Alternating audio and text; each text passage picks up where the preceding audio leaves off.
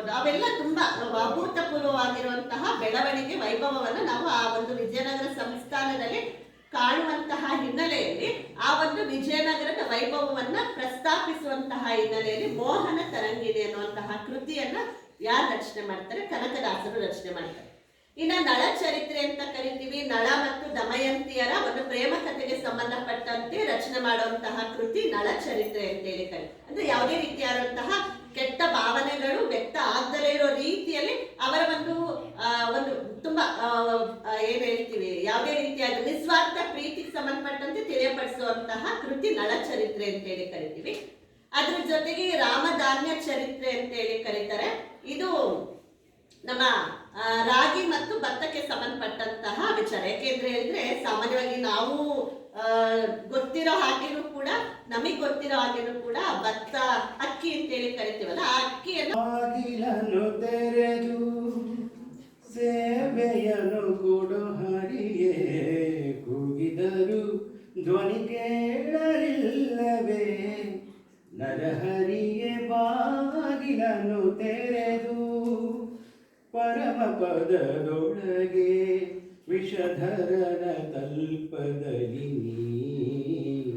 ಸಿರಿ ಸಹಿತ ಕ್ಷೀರವಾರಿಧಿಯೊಳಿರಲು ಕರಿರಾಜ ಕಷ್ಟದಲ್ಲಿ ಆದಿಮೂಲ ಎಂದು ಕರೆಯಲಾಕ್ಷಣ ಬಂದು ಒದಗಿದೆಯೋ ನರಹರಿಯೇ ಬಾಗಿಲನ್ನು ತೆರೆದು. ಇದೊಂದಾಯ್ತಲ್ವಾ?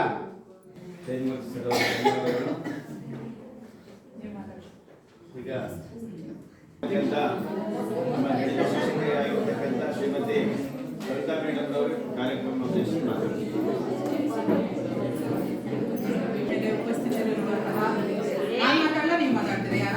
ನನ್ನ ಸಹೋದ್ಯೋಗಿ ಮಿತ್ರರೇ ಹಾಗೂ ಪ್ರೀತಿಯ ಮಕ್ಕಳೇ, ಮೊದಲನೇದಾಗಿ ನಿಮಗೆ ಕನಕದಾಸರ ಜಯಂತಿಯ ಶುಭಾಶಯಗಳು. ಮಕ್ಕಳು ಹೇಳಿದ್ರು, ನಮ್ಮ ಶಿಕ್ಷಕರೆಲ್ಲ ತುಂಬ ವಿಷಯಗಳನ್ನ ಹೇಳಿದ್ರು. ನನಗೆ ಇಂಪಾರ್ಟೆಂಟ್ ಅನಿಸಿದ್ದು, ನಾನು ಅಂದ್ಕೊಂಡಿರೋದು 2 ವಿಷಯಗಳನ್ನ ಹೇಳಕ್ಕೆ ಇಷ್ಟಪಡ್ತೀನಿ. ಎಲ್ಲರೂ ಹೇಳಿದ್ರಲ್ಲ, ಕನಕದಾಸರು ಉಡುಪಿಯಲ್ಲಿ ಸ್ವಲ್ಪ ದಿನ ಕೃಷ್ಣನ ಸೇವೆಯನ್ನು ಮಾಡ್ತಾ ಅಲ್ಲಿದ್ದಾಗ ಎಲ್ಲ ಭಕ್ತರೆಲ್ಲರೂ ಸೇರಿಕೊಂಡು ಒಂದು ಚರ್ಚೆ ನಡೀತಾ ಇರುತ್ತೆ. ಅಲ್ಲಿ ಒಂದು ಡಿಸ್ಕಷನ್ ಬರುತ್ತೆ, ಯಾರು ದೇವ್ರ ಹತ್ರ ಹೋಗುವಂಥವ್ರು ಅಂತ. ಎಲ್ಲರೂ ಏನು ಅನ್ಕೋತಾರೆ, ನಾನು ತುಂಬ ದೇವ್ರನ್ನ ತುಂಬ ಭಕ್ತ, ನಾನು ದೇವರಿಗೆ ತುಂಬ ಹತ್ತಿರವಾದ ಭಕ್ತ, ನಾನು ಹೋಗ್ತೀನಿ ಅಂತ ಅವರಲ್ಲಿ ಗುರುಗಳಲ್ಲಿ ಎಲ್ಲರೂ ನಾನು ಅಂತ ಹೇಳ್ತಾರೆ. ಆದರೆ ಅದು ಅಲ್ಲಿ ಮುಖ್ಯ ಪೀಠಾಧೀಶರಿಗೆ ಸಮಾಧಾನ ಆಗಲ್ಲ. ಆ ಟೈಮ್ಗೆ ಕನಕದಾಸರು ಬರ್ತಾರೆ. ಕನಕ, ನೀನು ಹೇಳು, ದೇವರಿಗೆ ಅತ್ಯಂತ ಪ್ರಿಯರಾದವರು, ದೇವರ ಹತ್ತಿರದಲ್ಲಿ ಸಾನ್ನಿಧ್ಯಕ್ಕೆ ಹತ್ತಿರವಾದವರು ಹೋಗೋರು ಯಾರು ಅಂತ ಕೇಳಿದಾಗ ಕನಕದಾಸರು ಹೇಳ್ತಾರೆ, ನಾನು ಹೋದರೆ ಹೋದೇನು. ಏನಂತ ರಿಪೀಟ್? ಅಲ್ಲಿ ಕೂತಿದವ್ರಿಗೆಲ್ಲ ಸಿಟ್ಟು ಬಂದ್ಬಿಡುತ್ತೆ. ಅಯ್ಯೋ, ನಾನು ಬ್ರಾಹ್ಮಣ ಜಾತಿಯಲ್ಲಿ ಹುಟ್ಟಿದ್ದೀನಿ, ನಾನು ಅಂಥವನು, ನಾನು ಇಂಥವನು, ನಾನು ದಿನ ಸೇವೆ ಮಾಡ್ತೀನಿ, ನಾನು ಹೋಗಬೇಕು, ಇವನೇನು ಕನಕದಾಸ ನಾನು ಹೋಗ್ತೀನಿ ಅಂತ ಹೇಳ್ತಿದ್ದಾನಲ್ಲ ಅಂತ. ಗುರುಗಳಿಗೆ ಅದು ಉತ್ತರ ತುಂಬ ಮೆಚ್ಚುಗೆ ಆಗುತ್ತೆ. ಸ್ವಲ್ಪ ಬಿಡಿಸಿ ಹೇಳು ಕನಕ ಅಂತ ಕೇಳ್ತಾರೆ. ಅವಾಗ ಕನಕದಾಸರು ಹೇಳ್ತಾರೆ, ನಾನು ನನ್ನದು ಎಲ್ಲ ನಾನೇ ಮಾಡ್ದು ಅನ್ನೋ ಅಹಂ ಇದೆಯಲ್ಲ ನಮ್ಮಲ್ಲಿ, ಅದನ್ನ ನಾವು ಬಿಟ್ಟರೆ ನಾವು ದೇವರಿಗೆ ಹತ್ರ ಆಗ್ತೀವಿ. ತುಂಬಾ ಜನಕ್ಕೆ ಅದು ಎಲ್ಲರನ್ನು ಸೇರಿಸ್ಕೊಂಡು ತುಂಬಾ ವಿಷಯದಲ್ಲಿ ನಮ್ಗಿರುತ್ತೆ, ನಾನು ಮಾಡಿದೆ ಅಂತ. ನಾನು ಕೆಲವು ದೇವಸ್ಥಾನಗಳಲ್ಲಿ ನೋಡಿದೀನಿ, 50 ರೂಪಾಯಿ ಕೊಟ್ಟವ್ರು ಅವ್ರ ಹೆಸರು ದೊಡ್ಡದಾಗಿ ಕೆಸ್ಕೊಂಡಿರ್ತಾರೆ. 5 ಲಕ್ಷ ಕೊಟ್ಟದವ್ರದ್ದು ಕೆತ್ತೇ ಇರಲ್ಲ. ತುಂಬಾ ಜನ ಎಲೆ ಮನೆ ಕಾಯಿ ತರ ಸೇವೆ ಮಾಡ್ತಾ ಇದ್ದಾರೆ, ಸಮಾಜಕ್ಕೆ ಒಳಿತಾಗುವಂತಹ ತುಂಬಾ ಕೆಲಸ ಮಾಡ್ತಿದ್ದಾರೆ. ಈಗ ನಮ್ಮ ಜನರೇಷನ್ಗೆ ನಾನು ನೋಡಿದಂಗೆ ಪುನೀತ್ ರಾಜ್ಕುಮಾರ್ ಅವರು ಸಾಯುವವರೆಗೂ ಯಾರಿಗೂ ಗೊತ್ತಿರ್ಲಿಲ್ಲ, ಇಷ್ಟ ಪರ್ಸನಲಿ ನನಗೆ ಗೊತ್ತಿರ್ಲಿಲ್ಲ. ಎಷ್ಟು ಜನಕ್ಕೆ ಗೊತ್ತಿತ್ತೋ ಗೊತ್ತಿಲ್ವೋ, ನನಗಂತೂ ಗೊತ್ತಿರ್ಲಿಲ್ಲ. ಆ ಮನುಷ್ಯ ಇಷ್ಟೆಲ್ಲ ದಾನ ಮಾಡ್ತೀಯಾನೆ ಅನ್ನೋದು ಈ ಕೈ ಕೊಟ್ಟಿದ್ದು ಇನ್ನೊಂದು ಕೈ ಗೊತ್ತಾಗದ ರೀತಿಯಲ್ಲಿ ಮಾಡಿರೋದು. ಈವನ್ ತನ್ನ ಸ್ವಂತ ಅಣ್ಣ ತಮ್ಮದಿಗೂ ಹೇಳಿರ್ಲಿಲ್ವಂತೆ. ಶಿವರಾಜ್ ಕುಮಾರ್ ಅವರು ಫಂಕ್ಷನ್ ಹೇಳಿದ್ರು, ಅಣ್ಣ ಈ ಕಾರ್ ತಗೊಂಡೆ, ಅಣ್ಣ ಆ ಕಾರ್ ತಗೊಂಡೆ ಅಂತ ಅಷ್ಟೇ ಮಾತಾಡ್ತಿದ್ದ. ಇಲ್ಲಿ ಇಂತಿಂತ ಆಶ್ರಮಗಳಿಗೆ ದುಡ್ಡು ಕೊಟ್ಟಿದ್ದೀನಿ, ಇಂಥ ಅನಾಥ ಮಕ್ಕಳನ್ನ ಸಾಕ್ತಿದ್ದೀನಿ, ಓದಿಸ್ತಿದ್ದೀನಿ ಅಂತ ಯಾರಿಗೂ ಹೇಳಿಲ್ಲ. ನಮ್ಗೆ ಅವತ್ತಿಂದ ನಿಜವಾಗ್ಲೂ ಪುನೀತ್ ರಾಜ್ಕುಮಾರ್ ಒಂಥರ ನಿಜವಾಗ್ಲೂ ಈ ಜನರೇಷನ್ ನ ಆದರ್ಶ ಅನ್ನಿಸ್ತು. ಮಾಡಿದ್ರೆ ಬದುಕಿದ್ರೆ ಆತನ ರೀತಿ ಬದುಕಬೇಕು ಅಂತ ನನ್ಗೆ ಅನ್ನಿಸ್ತು. ಅದೇ ಅವನು ಏನ್ ಮಾಡಿದನು, ನಾನ್ ಮಾಡಿದೆ ಅಂತ ಯಾವ ಇಂಟರ್ವ್ಯೂನಲ್ಲೂ ಯಾರು ನೋಡಿಲ್ಲ, ಯಾರಿಗೂ ಗೊತ್ತಿಲ್ಲ. ಸತ್ತ ಮೇಲಷ್ಟೇ ಈ ತರ ವಿಚಾರಗಳು ಬಂದಿದ್ದು. ಮತ್ತೆ ಈಗ ಆತ ಮಾಡಿರೋ ಕೆಲಸದಿಂದ ಆತ ಇನ್ನೂ ಎಷ್ಟೋ ಸಾವಿರಾರು ವರ್ಷ ಬದುಕ್ಬಿಡ್ತಾನೆ. ಸೊ ಜೀವನ ಅಂದ್ರೆ ನಾವು ಇರುವಾಗ ಬದುಕಿದ್ದಲ್ಲ, ಸತ್ತ ಮೇಲೂ ಜನ ನಮ್ಮನ್ನ ನೆನ್ಸ್ಕೊಳ್ತಾರಲ್ಲ.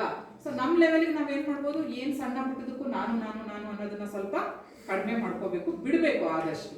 ಒಂದು ಇನ್ನೊಂದು ಅವರೇ ಬರೆದಿರುವಂತಹದ್ದೇನು, ಕುಲ ಕುಲ ಕುಲವೆಂದು ಹೊಡೆದಾಡದಿರಿ, ನಿಮ್ಮ ಕುಲದ ನೆಲೆಯನ್ನೇನಾದರೂ ಬಲ್ಲಿರ ಬಲ್ಲಿರ ಅಂತ. ಹುಟ್ಟದ ಯೋನಿಗಳಿಲ್ಲ, ಮೆಟ್ಟದ ಭೂಮಿಗಳಿಲ್ಲ, ಅಟ್ಟು ಉಣ್ಣದ ವಸ್ತುಗಳಿಲ್ಲ ಅಲ್ವಾ. ಅಂದ್ರೆ ಏನರ್ಥ, ಎಲ್ಲರೂ ಹುಟ್ಟುವ ರೀತಿ ಒಂದೇ, ಎಲ್ಲರೂ ಮೆಟ್ಟುವ ಭೂಮಿ ಒಂದೇ, ಎಲ್ಲರೂ ಊಟ ಮಾಡುವ ಅನ್ನ ಅಕ್ಕಿ ದವಸ ಧಾನ್ಯ ಎಲ್ಲವೂ ಒಂದೇ. ಇದ್ರ ಮುಂದೆ ನಾವೆಲ್ಲ ನಾನ್ ದೊಡ್ಡವನು ನೀನ್ ದೊಡ್ಡವನು, ನನ್ ಕುಲ ಹೆಚ್ಚು ನಿನ್ ಕುಲ ಹೆಚ್ಚು ಅಂತ ಆಡಬಾರ್ದು. ನಾವೆಲ್ಲರೂ ಒಂದೇ ಅನ್ನೋದನ್ನ ಅರ್ಥ ನಡೆದ್ರೆ ಜೀವನ ತುಂಬಾ ಚೆನ್ನಾಗಿರುತ್ತೆ. ಆದಷ್ಟು ನಮ್ಮ ಜೀವನದಲ್ಲಿ ನಾವು ಇದನ್ನ ಬಳಸ್ಕೊಳ್ಳೋಣ. ನಾನು ಅನ್ನೋದನ್ನ ಸ್ವಲ್ಪ ಕಡಿಮೆ ಮಾಡಿಕೊಂಡು ನಾವು ಅಂತ ಮಾತಾಡೋದನ್ನ ಹೆಚ್ಚು ಕಲಿತು ಎಲ್ಲರೂ ಸೇರಿ ಒಟ್ಟಾಗಿ ಕೆಲಸ ಮಾಡಿದ್ರೆ, ಎಲ್ಲರೂ ಸೇರಿ ಒಟ್ಟಾಗಿ ಯೋಚನೆ ಮಾಡಿದ್ರೆ ಸಮಾಜಕ್ಕೆ ಒಳ್ಳೆಯದು ಅನ್ನೋದನ್ನ ಅರ್ಥ ನಡಿಬೇಕು. ನೀವು ಮಕ್ಕಳಾಗಿ ಏನ್ ಮಾಡ್ಬೇಕು, ಇವತ್ತು ನಾವು ಕನಕದಾಸರ ಒಂದು ಜಯಂತಿಯನ್ನ ನಾವು ಮಾಡಿದ್ವಿ. ಏನಾಗಲಿ ಹಿರಿಯರು ಹಾಕಿಕೊಟ್ಟ ಮಾರ್ಗದಲ್ಲಿ ನಾವು ನಡಿಬೇಕಂತ ಎಲ್ಲರೂ ಒಂದು ಕರ್ತವ್ಯ. ಸೊ ಹಾಗಾಗಿ ಇವತ್ತಿನ ಒಂದು ಸರಳ ಸಮಾರಂಭದ ಅದಕ್ಕೆ ಈ ಕಾರ್ಯಕ್ರಮದ ಪರವಾಗಿ ಮುಂದೆ ನಾವು ಅರ್ಪಿಸ್ತಾರೆ. ಹಾಗೆಯೇ ವೇದಿಕೆ ಮೇಲೆ ನಮ್ಮ ಎಲ್ಲ ಹಿರಿಯ ಶಿಕ್ಷಕ ಮಿತ್ರರು ಕೂಡ ಆಸಕ್ತರಾಗಿದ್ದಾರೆ. ಎಲ್ಲರಿಗೂ ಕೂಡ ಸಾಮೂಹಿಕವಾಗಿ ಒಂದು ನಾವು ಪ್ರೇರಣೆ ಅರ್ಪಿಸ್ತಾ ಇದ್ದೀವಿ. ಈ ಕಾರ್ಯಕ್ರಮದ ಕೇಂದ್ರ ಬಿಂದುಗಳಾದ ಪುಟಾಣಿ ಪಠಾಣಿ ಮಕ್ಕಳ ನಿಮಗೂ ಸಹ ಈ ಕಾರ್ಯಕ್ರಮದ